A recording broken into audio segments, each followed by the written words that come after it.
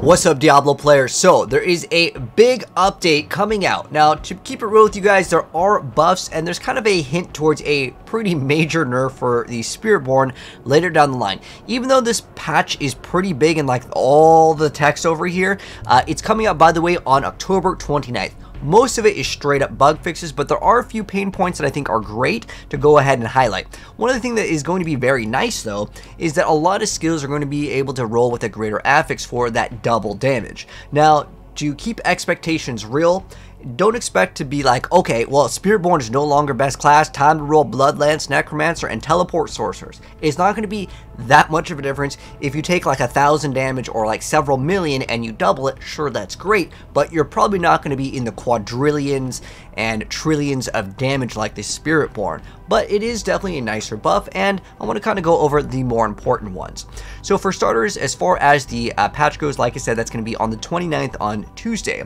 And they're basically fixing a lot of issues with a lot of stuff like not rolling properly, like you would not get some of the rewards. Heck, when I was opening up the hardest difficulty Dark Citadel cache, I got 3 Forgotten Souls, and I'm like, there's no way this is real.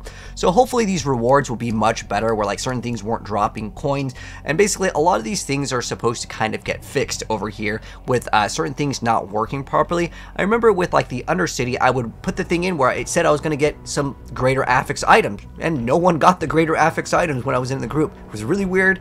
So hopefully a lot of these issues will be fixed with certain things not working correctly. Now, strangely enough, there is a very weird thing with the Realm Walker, where they doubled the HP of this.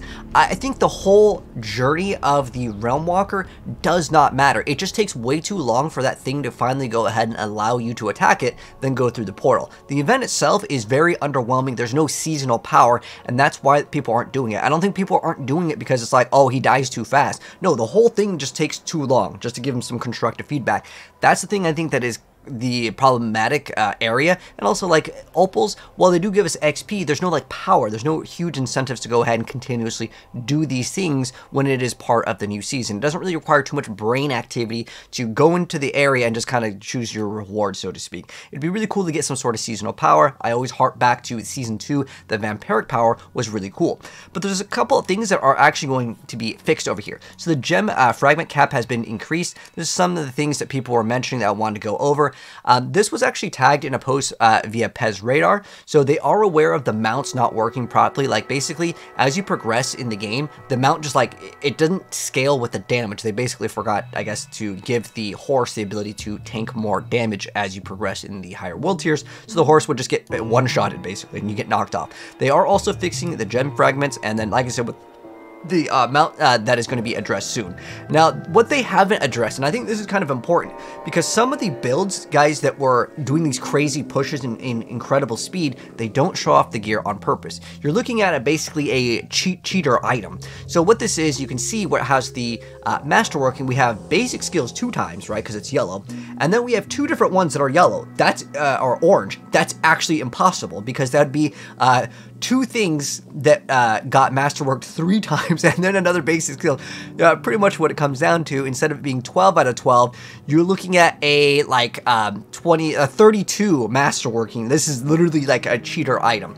So how this actually works, to kind of go over it like briefly, not to fully expose how it works, you're intentionally rolling certain things on another class, and then you're kind of swapping it back after you go ahead and masterwork. And what that does is causes a bug between a temper that rolls basically the same thing 2 times, which is not intended in the game. Now, what will happen with these players? Are they going to get banned? Is the item going to get deleted? I don't know, but they didn't really mention it here, and I think that it is good for them to mention it. Maybe they didn't want to mention it and they're just going to ban the players, or the item will be deleted. So if you are doing this exploit, well, we'll have to wait and see what happens with this, because when you're looking at some of the highest push builds, people are having all this gear and they're doing stuff that is unrealistic because the game is not supposed to really allow you to do it. But technically the SpiritBorn is already like majorly bugged. There's like 10-20 bugs that exist in that class anyways, and that's why the class is so good. There's only like really like 5 that are very major, but it is something to consider for this update here. And then I want to go over some of the other things here, but for the most part, Things that are actually getting some double damage. Blood Lance, well, by the way, this is for greater affix to actually roll on them, okay? So Blood Lance, Bone Storm, Corpse Explosion, Sever, Incinerate, and Teleport. So I've always wanted to make a teleport build. Maybe now is going to be the time, since we can get that GA on teleport double damage to roll on certain things. That will be kind of nice. There is also a few updates with specifically some of the classes that I think are kind of important. So with Druid, they fixed an issue where Shred would dash towards the nearest target, so you have a little bit more control. It's specifically with like mouse and keyboard, so it's a little bit better for Druid. Is it going to make it like super god tier? No, but there is a issue where I guess where the Reaping Lotus aspect did not properly benefit from the Sever to do double damage. So now again, that's going to be a massive bonus if the double damage was not working. I mean, doubling your damage is still good. And then with Rogue, they fixed an issue where moving in tight circles with Dance of Knives could result in losing charges unexpectedly. So this is definitely going to be a buff with this one. And then as far as Sorcerer, it's basically kind of like a bug fix over here, where you could apparently move while you were using Deep Freeze, which is crazy. And then they also fixed an issue with a familiar enchant effect didn't function if it was on cooldown with 0 charges. So that'll be like a small little buff, but you get another buff with like Teleport dealing double damage, so that's kind of cool. Most of the stuff, again, is pretty much going to be in the department of like a bunch of bug fixes where like certain things weren't working properly, like various performance, UI stability, kind of stuff that you expect to see. Now, I want to get into something that is actually important that's not in the patch notes. That actually has to do with Twitter. So Rod Ferguson, which is the GM of all things of Diablo, he tweeted out and he said non-binding poll, so that means don't hold him to it. But he said that he's being curious, should we fix the SpiritBorn so it's closer in balance to the other classes, or should we leave it as it is because you're having fun? No, I'm not offering a break the other classes. So right now there's a huge uproar in the community, and it's kind of interesting because I'll be like just streaming it and people will just be hating on the SpiritBorn. They're like, wow, another streamer playing the SpiritBorn class, what a surprise. And they're like mad that the content creators, and I've seen this in comments of other people's videos, why do you only upload SpiritBorn? It happens on mine. I have a lot of other content creator friends, fellow Diablo partners, and they're like, dude, what the heck, I didn't do anything but just upload like build guides. So there's a lot of people that don't like the SpiritBorn class because it is so much stronger, and if you're playing anything else, people kind of meme on it, right? So you can see this poll, most people just want the class to stay the same. Now, there's another important tweet that actually follows up. You can see most people are just like, just leave the class, let it be OP, and I kind of feel the same way. And he says he's not offering break the other classes, meaning that he's not going to allow buffing the other classes to be an option. And he also tweeted out and said, interesting, some people don't recognize the difference between fix and nerf. I'm not saying we're doing anything. I'm just saying that a class that's been out for 3 weeks versus 16 months is going to have issues that need to be addressed. Real question is when. So that means we have confirmation is that it's going to happen, okay? We are getting confirmation that the SpiritBorn is getting fixed. Now, either way, whether you want to call it a fix or a nerf, at the end of the day, the class is going to be brought down. Now, that can be a good thing, but at the end of the day, when they announced that they were going to scrunch all the numbers, how do they plan to scrunch all these numbers when you have all of these additive damage of hundreds of percents on 5 different glyphs leveling up to 100? And I think the real discrepancy is that you can't really play the other classes and complete the high tiers of the pit. And the reason why you can't is because the build simply is not strong enough. If your goal was to scrunch the numbers down, the pit 150 is inaccessible by a lot of different players, and that is due to, well, you have monsters that have trillions and billions of HP, but your characters can't deal that damage. So then what is the point of scrunching the numbers when you have monsters that are unkillable? Easier design of the game to say, hey, we're making content and you just can't complete it. That just seems very backwards for a game design decision to have content that your players are not allowed to complete because it's actually impossible. It's a numbers game that can never match up. So I think that they should also look at, if they want to scrunch the numbers down, you can't have a pit 150 have monsters with so much HP that, again, it's impossible. Now, I'm not saying every single class with every single build needs to be super equal to the point where they're doing the exact same damage. They can be within reason of, you know, a couple tiers in the pit, but when one class can do 150 and other builds are struggling to even hit 100, that's the real issue that I think people are upset about. And then this person said over here for the mid-season patch, leave it and slightly buff the other classes.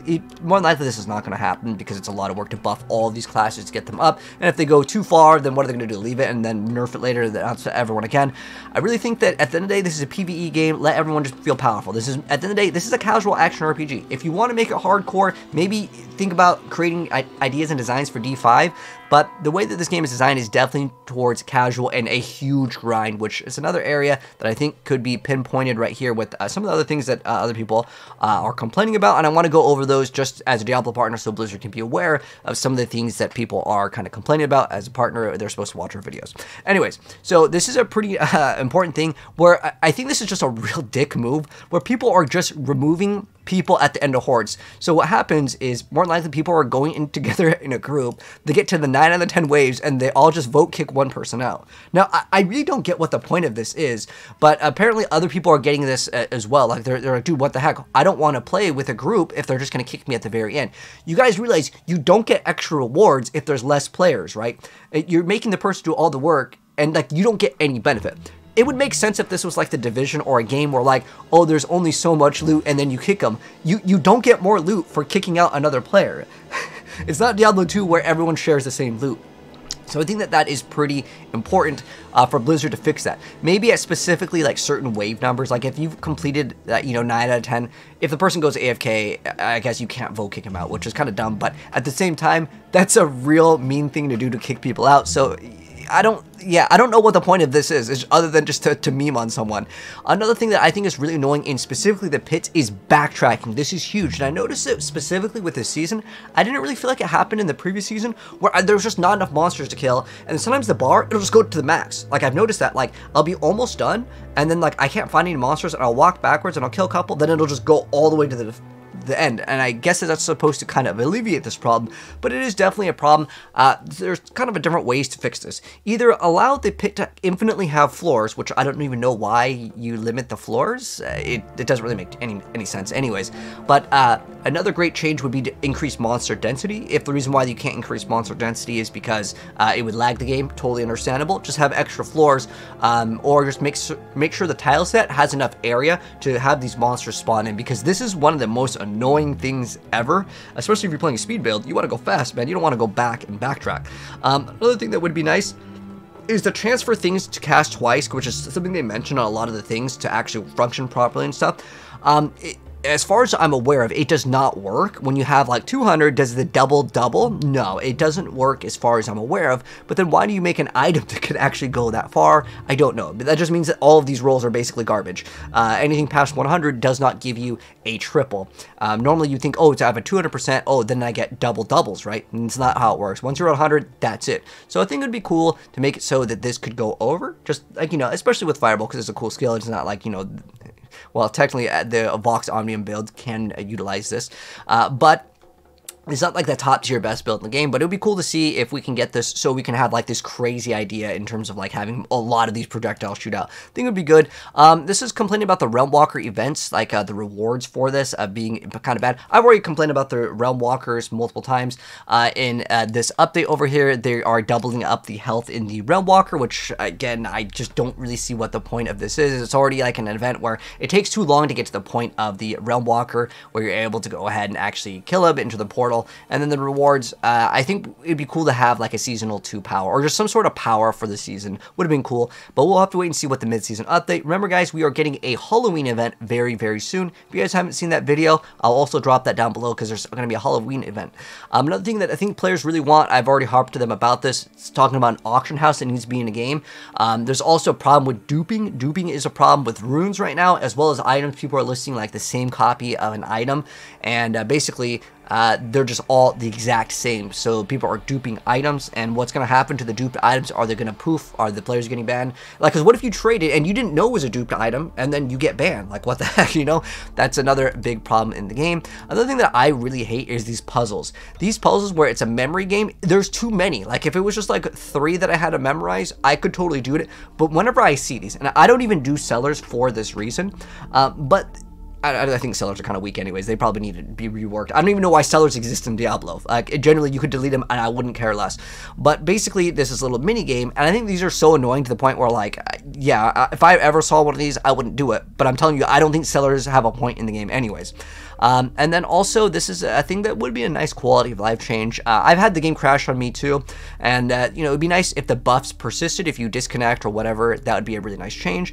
And then this is one of the biggest pain points I think in the game right now is farming gear feels not great, which is that it feels almost impossible to get some of these aspects to be perfect. And I've kind of harped about this in like a very specific video.